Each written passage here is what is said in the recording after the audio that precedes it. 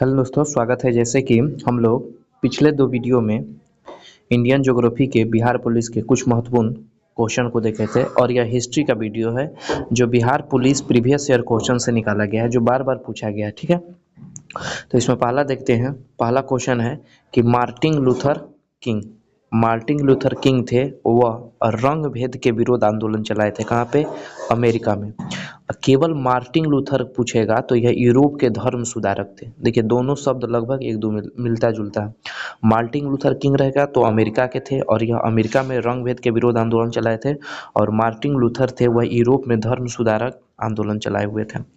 Q Q शब्द जो संबंधित है वह बिलियर्ड्स खेल से संबंधित है। शांति निकेतन की स्थापना रविंद्रनाथ टैगोर के द्वारा किया गया था। रविंद्रनाथ टैगोर चंपारण सत्याग्रह कब हुआ था? तो कहेंगे चंपारण सत्याग्रह आपका हुआ था 1900 कितना 1917 में। ठीक है, और चंपारण सत्याग्रह के दौरान ही इन्होंने मोहनदास करमचंद गांधी को महात्मा की उपाधि दिए थे। और उसके बाद आगे देखेंगे कि आपका महात्मा गांधी के द्वारा रविंद्रनाथ टैगोर को गुरुदेव की उपाधि दिया गया था। वंदे मातरम को प्रथम गाने का श्रेय रविंद्रनाथ टैगोर को 1896 के कलकत्ता अधिवेशन में, जिसकी अध्यक्षता रहीमतुल्लाह सयानी के द्वारा किया गया था। वंदे मातरम के रचनाकार पूछ दे तो बंकिम चंद्र चटर्जी थे, जिसे चट्टोपाध्याय के नाम से जाना जाता है। और इन्होंने 1886 में कितना 1886 में आनंद मठ नामक उपन्यास में इसे पहली बार प्रकाशित किए थे। और उसके बाद पूछे आपको कि जन गण मन की रचना कौन किए थे? तो रविंद्रनाथ टैगोर। कौन से भाषा में? तो बांग्ला भाषा में 1911 में। और इन्होंने सर्वप्रथम इसे तत्वबोधिनी नामक पत्रिका में प्रकाशित किए थे। इन्होंने सर्वप्रथम 1911 के कलकत्ता अधिवेशन में सरला देवी चौधरानी के द्वारा गाया गया था।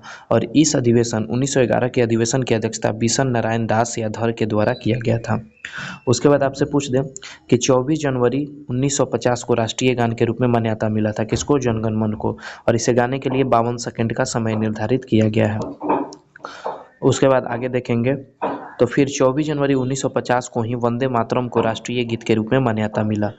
भारत सेवक समाज की स्थापना, बहुत ही महत्वपूर्ण क्वेश्चन है, गोपाल कृष्ण गोखले के द्वारा 1905 में। जो गोपाल कृष्ण गोखले जो किसके गुरु थे? तो कहेंगे या किसके गुरु थे? तो कहेंगे आपको महात्मा गांधी, एमजी, मतलब महात्मा गांधी के यह राजनीतिक गुरु थे।